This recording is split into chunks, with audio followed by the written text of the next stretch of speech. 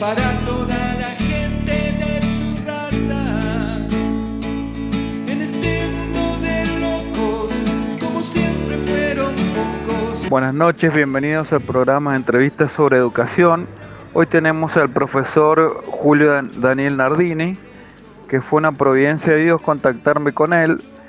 Lo contacté como un responsable del Club de Ajedrez Cooperativo en Villa Soldati y descubrí que era un laico comprometido, una persona que ama a los pobres, que los sirve a los pobres, y es una providencia de Dios haber tenido la entrevista con él y continuamos, gracias a Dios, la amistad, vía internet, y los invito a escuchar esta entrevista que es muy positiva. Él estaba hablando en serio, que vio romperse las cadenas que amarraban a la pena todo un pueblo. El programa Entrevistas sobre Educación en la radio Madre de Dios. Le damos la bienvenida al profesor Julio Daniel Nardini, profesor de Historia y Teología de nivel medio y superior. Ha sido profesor en distintos profesorados y seminarios de Buenos Aires. Es un laico comprometido, catequista.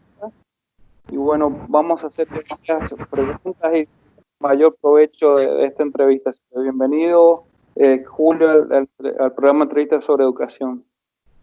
Buenas noches a todos, buenas noches Ricardo Sánchez Alonso. Un abrazo grande a los amigos también del Movimiento de la Palabra de Dios y sanjuaninos. Hermosa radio esta, me están contando que es un servicio a la zona también, ¿no? Un gusto estar con ustedes. Así que seguramente los que coordinan la radio, Miguel Campillay y Edith Guzmán, su señora, van a estar muy contentos de esta entrevista. Así que quería preguntarte cómo nació tu vocación por la historia y por la teología. Sí, cómo no. Yo empecé a estudiar física. Lo que pasa que en el corazón estaba en un grupo juvenil de la parroquia Nuestra Señora del Carmen, donde justamente el padre Ricardo Martensen, que formó el Movimiento de la Palabra de Dios, cuando deja a los jesuitas, él estaba cerca de Bergoglio en ese momento, pero sí. No era ni obispo, va al Carmen. Y yo estaba en un grupo juvenil y ahí en este proceso siento un llamado a estudiar en el seminario. En realidad, mirándolo en la historia personal, Dios me llamó a formarme, porque utilicé mucho la teología en muchísimas cosas que hice y hago. Claro. Entré y al 6º año y medio descubro que lo mío es lo matrimonial, porque realmente mi vocación es matrimonial, yo decido ser laico. Entonces, estudio historia, termino teología y termino historia. Entonces, estudié teología para ayudar a los hombres a ser amigos de Dios. Y te cierro lo de historia. Historia estudié porque me interesa crear conciencia nacional y a través de historia, que la utilicé para esto, hice muchas experiencias de trayectos formativos y educativos. Formación de líderes juveniles, de todo tipo de cosas. Foros barriales de jóvenes, cooperativas, foros de instituciones barriales, centros de estudiantes. En cualquier colegio que iba como rector o profesor, colaboraba para que tuviera una serie de experiencias educativas constructoras del ser nacional, digamos. No ideológicamente mirado, ¿no? Sino en sentido de pueblo argentino. Genial. No sé si ha escuchado a Héctor Polino, seguramente. Hace poco le he hecho una entrevista y él es, un amante del cooperativismo. Y quería preguntarte cómo conociste vos el cooperativismo. Tuve la dicha, la enorme alegría de conocer al Banco Credicop y el cooperativismo en Soldati, cuando en el 2000 me busca la autoridad educativa para ser rector de un colegio nocturno de zona humilde, carenciada, sí. Y también peligrosa porque era un contexto difícil de violencia había. El 10% de mis alumnos eran sacados de la cárcel y mandados a estudiar. Entonces, en ese contexto, el Banco Credicop mandaba y sostenía personas que hacían talleres para el tema del SIDA. La zona donde yo trabajaba en Capital era una zona roja del SIDA. Muchos jóvenes morían de SIDA. Así lo conozco, luego me voy vinculando y me invitan a la comisión de asociados El Banco Credit Corp no tiene dueño, lo dirigen los asociados. Entonces, la comisión de asociados de esa sucursal me invita y yo paso a ser secretario de Educación Cooperativa. Ahí hicimos una serie de experiencias en conjunto que fueron muy lindas. Entre ellos, tenía un área química de asistente químico. Yo en el colegio la transformé en una cooperativa de estudiantes. Lo que producían lo vendían dentro del estudio, por ejemplo. Y ahí formé lo del Club Cooperativo de Ajedrez, por ejemplo. Bueno, ¿y qué producían los estudiantes, por ejemplo, para la venta? Velas, perfumes.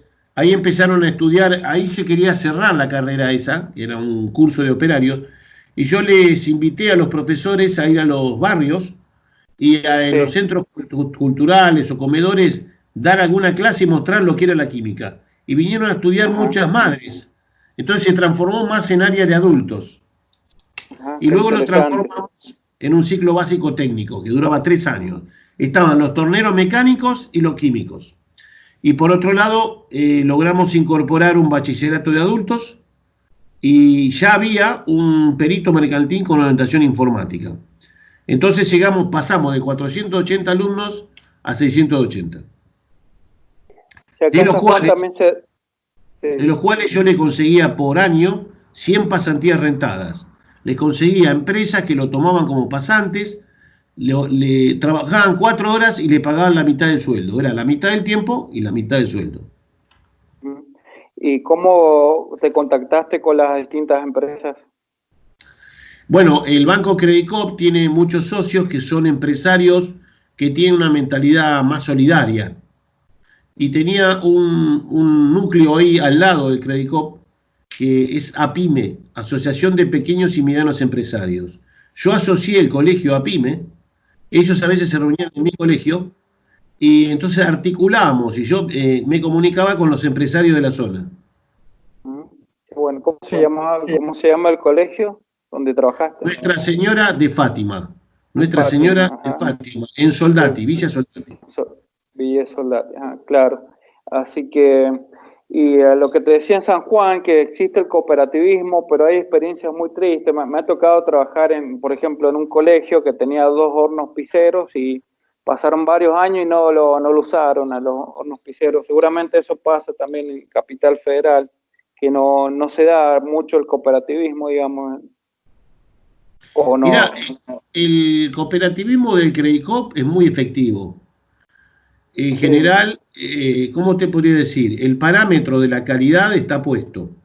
O sea, si uno forma una cooperativa, no puede dejar de incluir para medir el desarrollo la calidad de trabajo en equipo o conjunto, la calidad del proceso de producción y determinar qué hay que producir.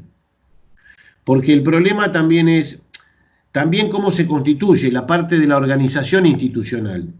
Vos sabés que en cooperativismo cada hombre es un voto. Entonces, cómo se hacen asambleas, cómo se respetan los roles. O sea, que si se va a hacer una cooperativa hay que hacerla con criterio de calidad. Porque si no va a pasar que fracasa la experiencia. No todo el que tenga ganas de hacer algo cooperativo lo sabe hacer, para lo cual hay que asesorarse. Hay instituciones cooperativas que enseñan a las cooperativas que nacen. Hay que acudir a la formación.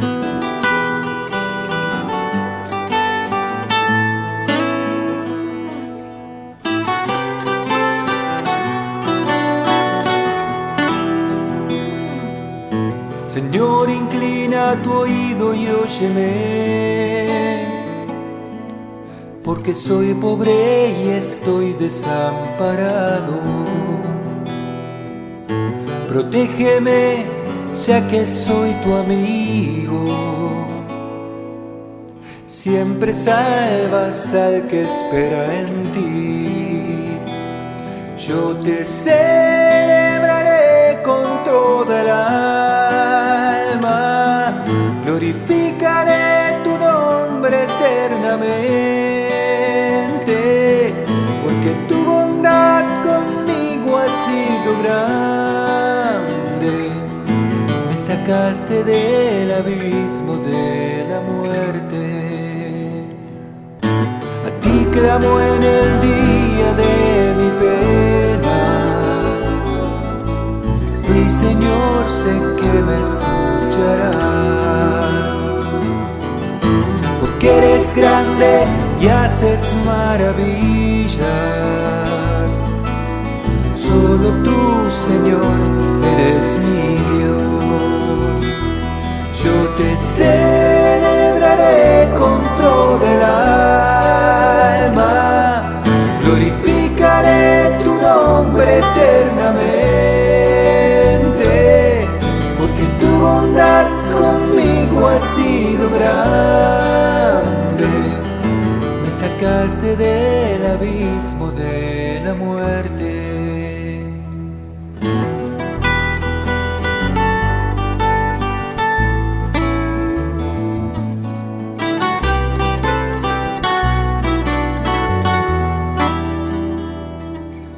Dios mío, enséñame tus caminos, para que siempre ande en tu verdad.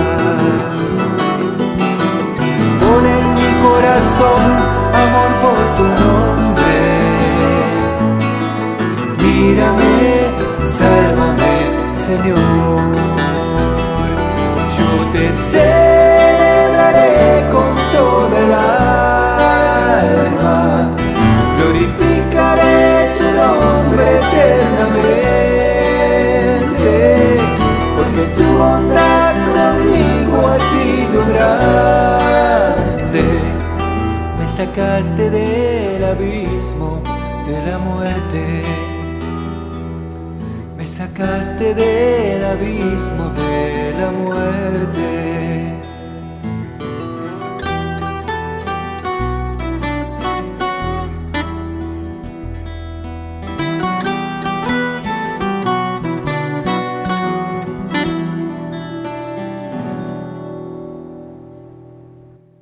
Quería preguntarte el tema de la pobreza. ¿Cómo nació tu vocación para servir a los pobres? Que no cualquiera lo tiene. Bueno, mira, yo en el Grupo Juvenil del Carmen íbamos a visitar villas a San Miguel. Villas se dice a los barrios pobres, carenciados de distintas cosas, en San Miguel y en Moreno. Entonces, desde la organización juvenil, que teníamos un movimiento juvenil que formaba pequeñas comunidades y se juntaba en asambleas más grandes también. Parte de nuestra misión era visitar esos lugares. Primero el contacto humano, saber qué necesitan, ayudarlos en lo que podíamos. Cuando vino el golpe militar nos tuvimos que dejar de hacerlo porque sufrimos amenazas. A mí en concreto le avisaron a mi mamá que deje de ir. No hubo más amenazas porque no hacíamos nada de política partidaria. Era una tarea eclesial de la iglesia y social. Claro. Pero me avisaron... ¿Personalmente o por teléfono? Le dijeron a mi mamá. Le avisaron a mi mamá que dejara de ir. Pero personalmente... Sí, hablaron claro. Con ella. Sí, ellos ya sabían. Fue a mi parroquia y en la misa, después de la misa, les dijo a mi mamá que ella era enfermera en esa zona. Perón había creado estos centros de salud cercanos a los lugares. Recién estaban surgiendo. Bueno, luego continuó. En el seminario fui uno de los primeros seminaristas, junto con otros, que fuimos a servir a la cárcel, al reformatorio Agote de menores. Y bueno, a esa altura yo ya tenía una experiencia de rescate de personas peligrosas. Entonces toda mi vida estuvo marcada por el trabajo con personas muy heridas o peligrosas o destruidas en un sentido. Entonces toda mi vida yo soy muy amigo del Espíritu Santo. Y él me llevó siempre a trabajar con los más alejados, los heridos y los despreciados. Me encanta a mí eso. Entonces no tuve ningún problema con nadie, amigos de comunistas, socialistas, de derecha, izquierda, de centro, porque yo nunca le pregunté qué idea tenían, siempre los quise como son. Entonces cuando la persona se siente querida tal como es, no importa la ideología, no hay brecha. Mi experiencia personal es que siempre me junté a gente que quería hacer el bien. Finalmente todos somos seres humanos y todos somos hermanos, quiero decir. Claro que sí. Claro que sí. En esa línea, en ese colegio, pudimos hacer foro de instituciones barriales con distintas ideas e ideologías. Yo los nucleaba desde Gandhi, Mahatma Gandhi. Practicamos la no violencia. Todos sabían que yo era rector de un colegio católico, pero lo hacía desde el corazón de Cristo, pero no lo ponía adelante. Era el encuentro humano de instituciones. Y a veces había alumnos míos que venían a estudiar al colegio, pero eran dirigentes de instituciones, porque había adultos y jóvenes. Había de 13 a 70 años mis alumnos eran. Tenían distintas carreras.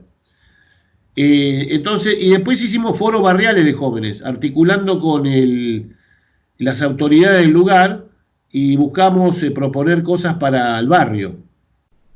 Una vez pasaban los piqueteros de Delía, por cerca del colegio, y yo los invité a venir, hicimos un cine debate con la película Gandhi.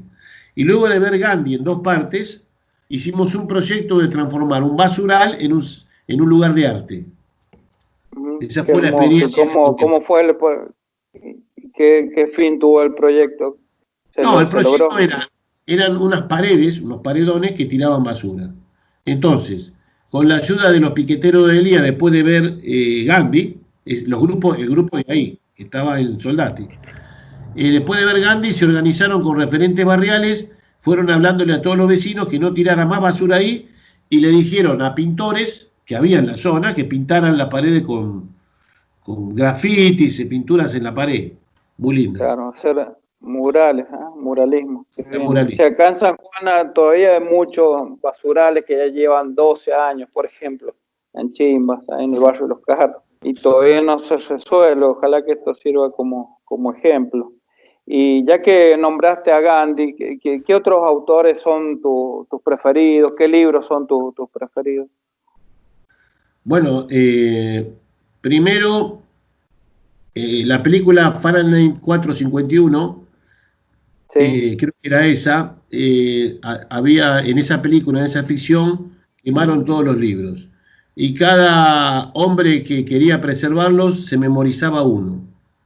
Entonces, tomando el simbolismo de esa película, cada hombre para mí es un libro que hay que aprender a leer y quererlo. Entonces, primero te aclaro eso.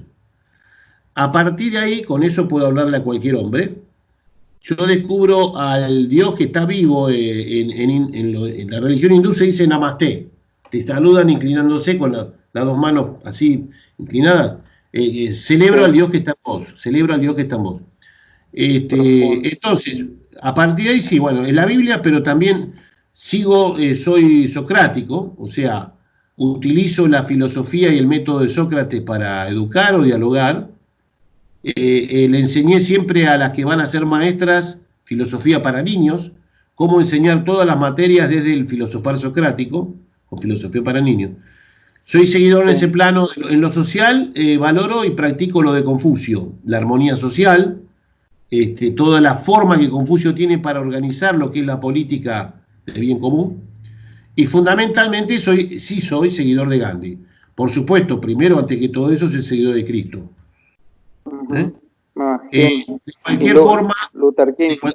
De cualquier forma, todos los lunes, por ejemplo, para que tengas una idea, me encuentro de 6:30 a 7:30 con grupos de personas de distintas religiones que hacemos pensamientos y oraciones de paz. Ahora por Zoom. Con gente de los Sikhs, evangélicos, protestantes de varios tipos, musulmanes.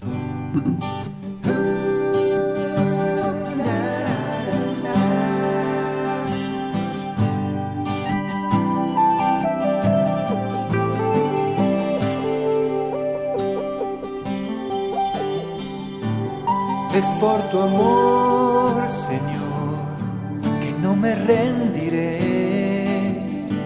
Y aunque quebrado estoy, me sostendrá la fe.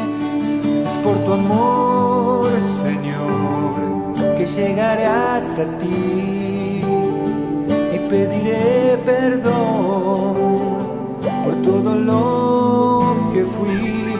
Es por tu amor, Señor, que no veré hacia atrás, solo confiar en ti, tu voz me guiará.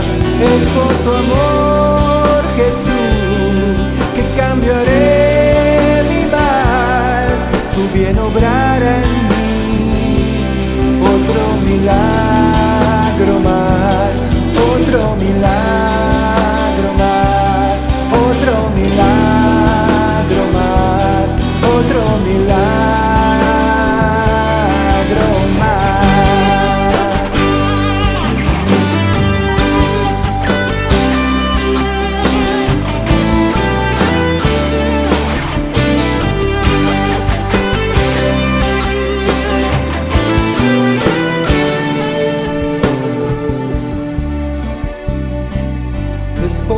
amor, Señor, que un canto para ti, no por bueno que soy, porque te conocí, es por tu amor, Señor, que sabré amar mi cruz, tu gracia bastará, me alumbrará tu luz, es por tu amor, Señor, que pequeño me haré para llegar allí, a lavarte los pies, es por tu amor, Señor, que llegaré al final, cantando a viva voz, que nadie me ama igual, que nadie me ama igual, que nadie me ama igual, que nadie me ama igual.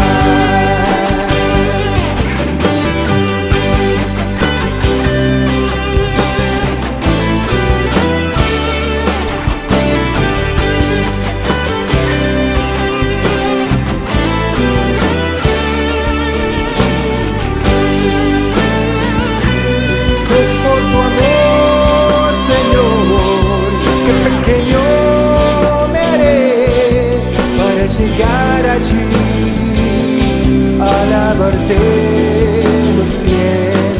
Es por tu amor, Señor, que llegaré al final, cantando a viva voz, que nadie me ama igual, que nadie me ama igual, que nadie me ama igual, que nadie me ama igual.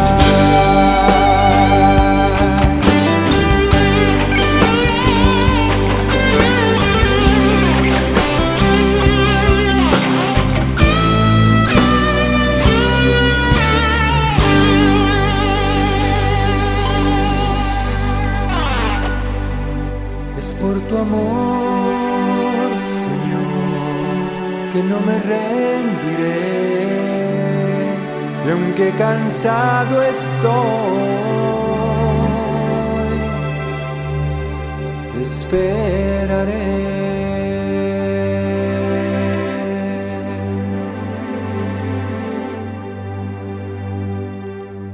Qué bien. Hay que saber aprovechar ahora la virtualidad, que también tiene valor, bien usada, saberse reunir. Así que, y estaba leyendo tu currículum, investigando, y el modelo pedagógico de las Naciones Unidas, ¿de qué trataba? ¿Los aplicados en el profesorado y en nivel medio? Sí, lo apliqué en todos los lugares donde estuve. 25 años acompañando jóvenes a modelos de Naciones Unidas. Para que la gente entienda, Naciones Unidas existe a nivel internacional, pero a nivel local tiene sus sedes, pero no generaba en los jóvenes una actitud distinta. Está existiendo, pero no había vínculos. Hay jóvenes que se juntaron, y adultos, y crearon modelos de Naciones Unidas, o sea, como juegos donde se aprende a ser embajadores. Entonces hay instituciones ahora, juveniles, y ya son con gente más grande también porque han crecido, que se crearon. Hay varias instituciones que se crean para ser modelos de jóvenes. Y entonces mi tarea era preparar a los jóvenes como embajadores de un país. Supongamos, El Salvador, o Burkina Faso, Botswana, o Argelia, o Chile. Representábamos a ese país en un tema determinado y en una comisión determinada. Entonces los chicos se preparaban de embajadores. Yo los tenía que formar. Sí. Con los maestros hice modelos de Naciones Unidas para profesorado, para que aprendan cómo hacer esos modelos a los colegios que van. Creaban leyes, por ejemplo, proyectos. Claro. Proyectos que se debatían y se aprobaban o no. Para lo cual había que prepararse. Hay una parte que es de investigación y preparación.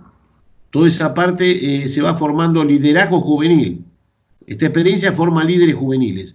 La primera persona que yo llevé del Colegio Sagrada Familia, donde era profesor, yo pasé por muchos colegios, ¿no? Fui rector en 8 lugares distintos, colegios en crisis, y fui profesor en distintos lugares. En este Colegio Sagrada Familia de Urquiza, que fue mi colegio donde yo estudié, mi primer alumno que yo llevé, cuando fue más grande, fue el encargado de la unidad antitrata del país. Llegó como abogado, llegó a dirigir los equipos de policías para el rescate de las mujeres tratadas, hombres tratados. Entonces uno no sabe con quién trabaja, hay que formar liderazgo juvenil. Se forma. El tema de trata le interesó y le interesa mucho el Papa Francisco antes como cardenal. Sí. Yo soy testigo porque venía a mi parroquia siempre, yo lo conozco en directo, del barrio, digamos. Ah, sí, pudiste charlar con él. Sí, claro. Sí, muy humilde, muy comprometido. Y siempre viajaba en colectivo. Venía sencillo y se iba sencillo. Ah, qué bien. Te iba a preguntar, por ejemplo, me quedó en el tintero, ¿lo conociste al padre Mujica en la época de la dictadura, por ejemplo? No en directo, estaba al tanto de sus enseñanzas.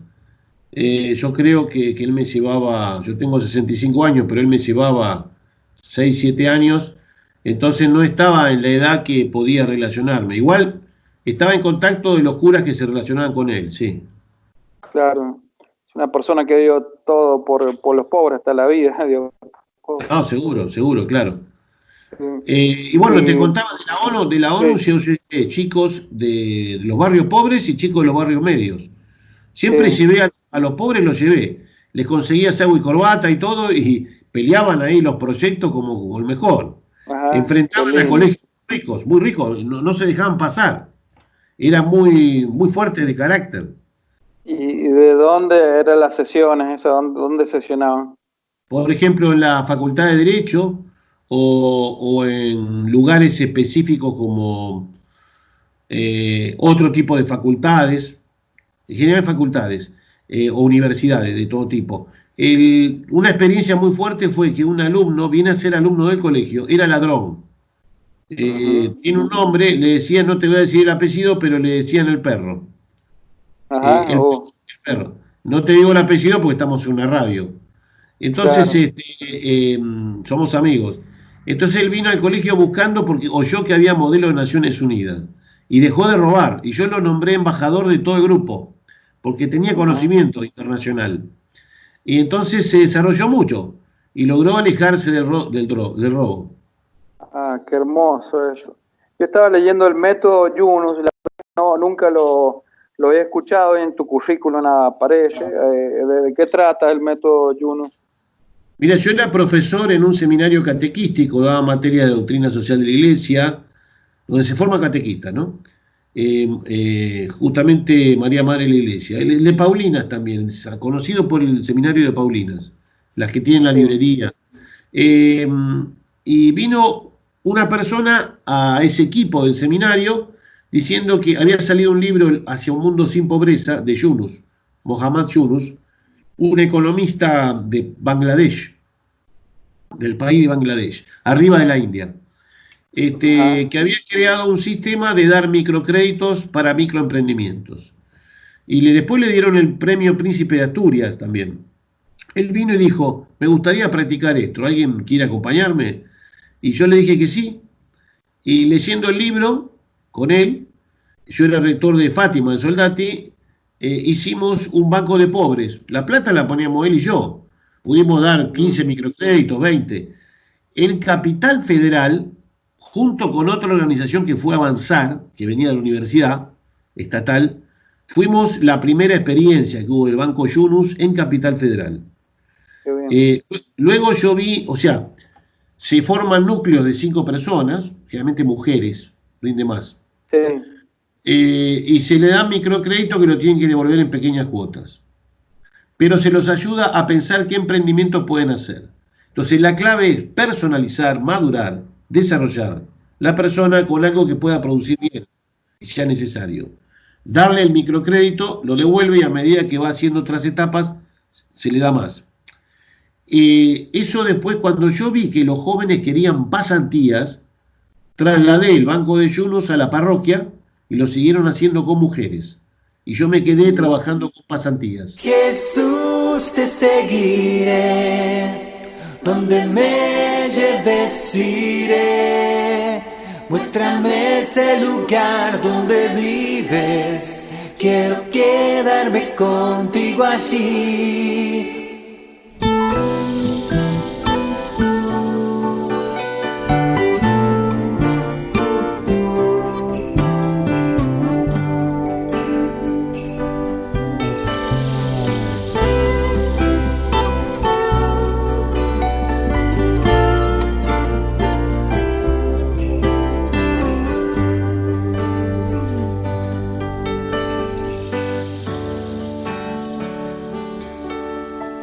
Jesús, te seguiré, donde me lleves iré. Muéstrame ese lugar donde vives, quiero quedarme contigo allí.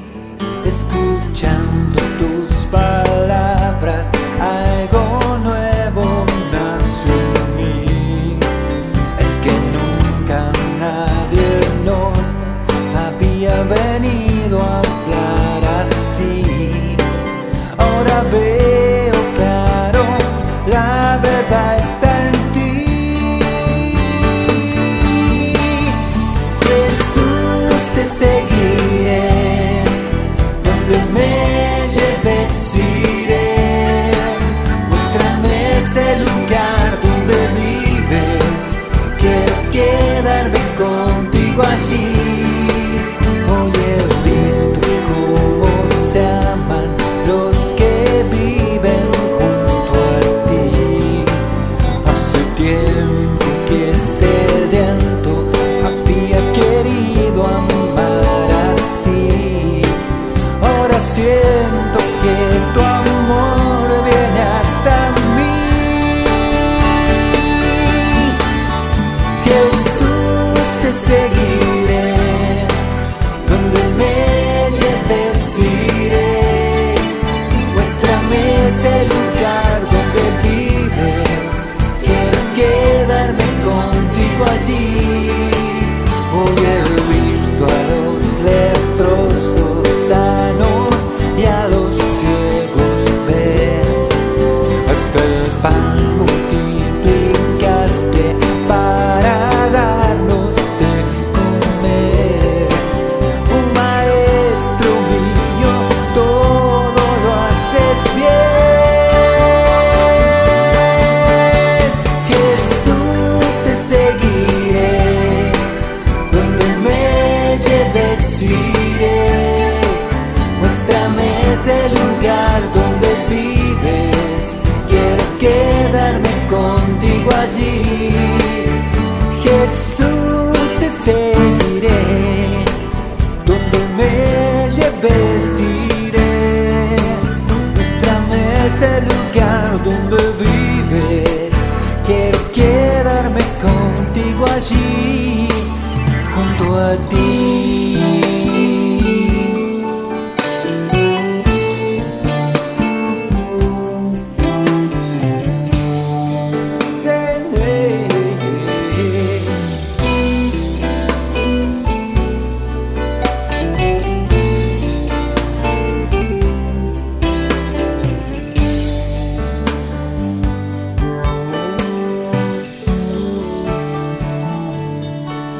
Junto a ti.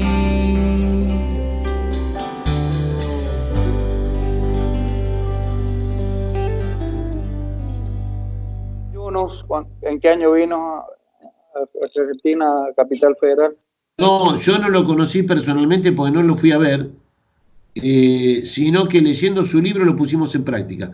Recuerdo que cuando vino Yunus le hicieron trabas a algún ignorante funcionario, le Claro. hizo trabas, no sé qué época era, que como lo vio muy oscuro, les puso trabas, un papelón. Lo discriminó.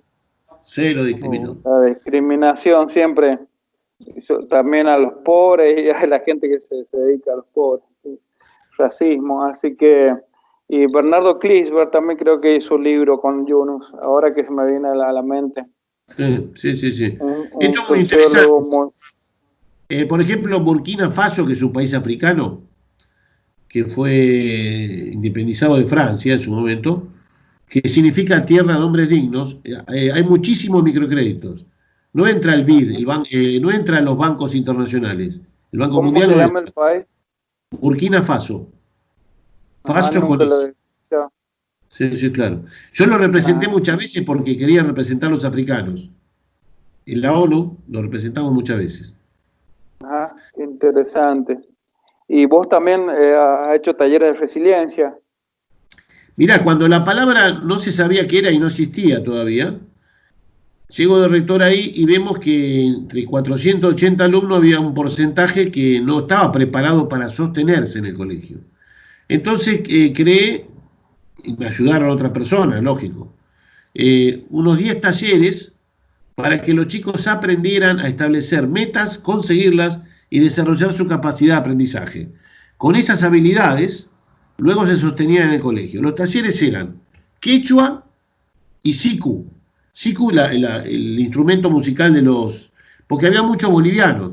Entonces, después estaba tango, folclore, estaba el ajedrez, y a partir de ahí, de talleres de ajedrez, llegamos a formar un club cooperativo de ajedrez que promovía el ajedrez en los comedores escolares, en los barrios de la villa. La ONU, las pasantías ayudaban a integrarse. El chico, si tenía una pasantía, se esforzaba por estudiar, organizarse. Y no me acuerdo qué más había. Tango, creo. Tango también.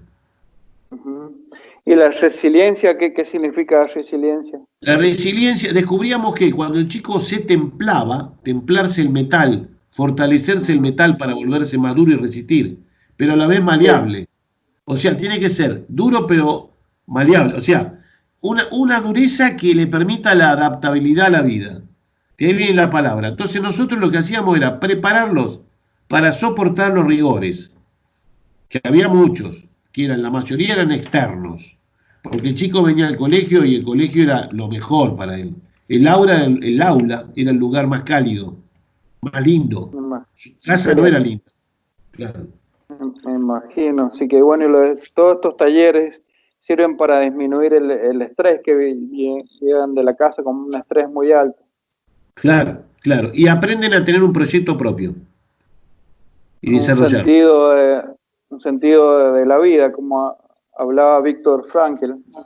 Exactamente. La logoterapia, exactamente. Sí. La logoterapia. No teníamos... Hay un libro que se llama Logoterapia en las villas, que después te voy a pedir algunos contactos con los autores que hacían logoterapia en la Villa 1114. Sí. Me gustaría conocerlos. Sí, cómo no. Yo tenía una amiga que acaba de fallecer hace poco, que estaba ahí. Pero hay otra amiga que está trabajando ahí. Sí. Patricia Oveja creo que es. Trabajan con el sentido de la vida, la logoterapia. Claro. Bueno, en este nivel yo no tenía recursos. Entonces lo primero que hice fue transformar los preceptores en tutores. Yo los capacitaba y le daba el plano tutorial. Entonces la acción del preceptor está enfocado como tutor. Es un acompañamiento madurativo de los chicos. No es la ley solamente. Y tenemos que tener en cuenta que la palabra preceptor viene de Aristóteles. Aristóteles era preceptor de Alejandro Magno, era el que lo guiaba hacia la cultura griega y hacia el manejo de sus capacidades y todo eso. No es la figura de como la tenemos ahora, es más profunda. Un maestro de vida, digamos. Maestro de vida. Después el gabinete tenía una sola persona. Entonces trataba de conseguir ayuda externa también. Y bueno, yo soy un hombre de oración y de acción. Entonces iba convocando, rezaba por mis alumnos. Yo todo papel que firmé, recé por ellos. No había papel que yo firmara que no rezara por la persona que estaba firmando un papel. Por eso has tenido éxito, porque has estado cerca de Dios por la oración. Claro. Yo toda la noche le mandaba al Espíritu Santo. Todo el tiempo, porque yo me acostumbré a poder hacer esto a la vez junto a la oración. Estoy concentrado en lo que hago, pero estoy orando. Entonces, el colegio tenía mucha paz interna. Salíamos a la calle y tiros había, porque yo debía tener varios alumnos armados sin saberlo.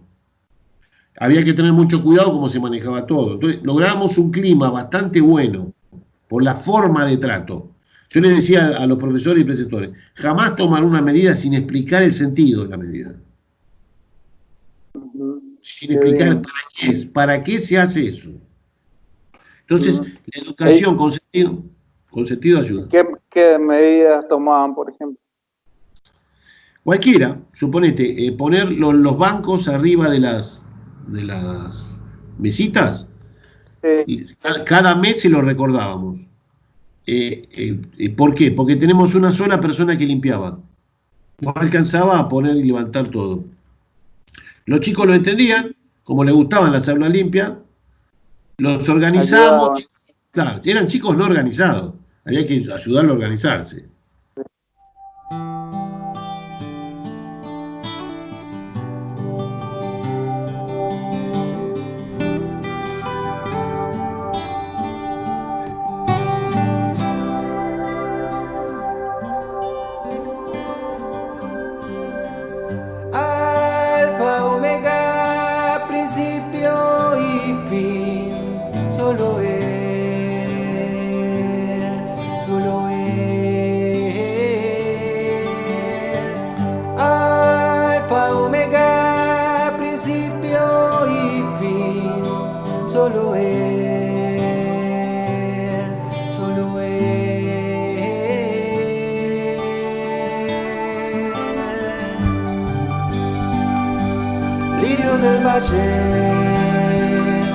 Estrella del alba,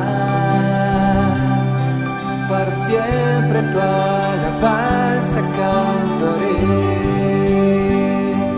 Lirio del valle, estrella del alba, para siempre. A él sea la gloria, a él el honor, a él el dominio, porque él es el Señor. A él sea la gloria, a él el honor, a él el dominio, solo a él. Alfa, Omega, principio y fin, solo él, solo él.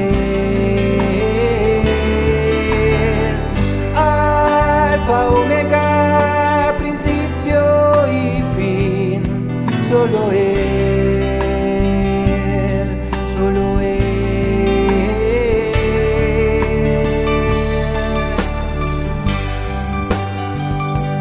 Lirio del valle, estrella del alba, para siempre tu alabanza cantaré. Del valle, estrella del alba, para siempre. A él sea la gloria, a él el honor, a él el dominio, porque él es el Señor. A él sea la gloria, a él el honor, el dominio, solo a él sea la gloria, a él el honor, a él el dominio, porque él es el Señor. A él sea la gloria, a él el honor, a él el dominio, solo a él sea la gloria, a él el honor, a él el dominio, porque él es el Señor. A él sea la gloria, a él el honor, a él el dominio,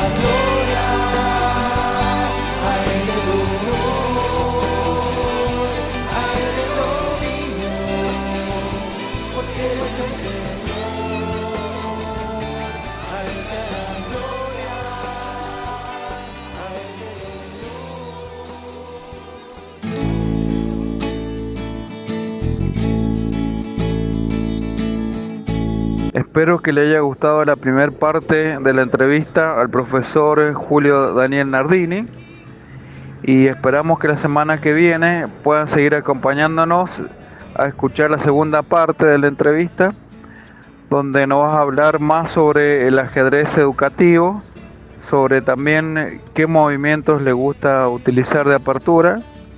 Eso pocas veces se ha hablado en este programa, así que va a servir para enriquecer la cultura de todos nosotros. Espero que le haya gustado este programa.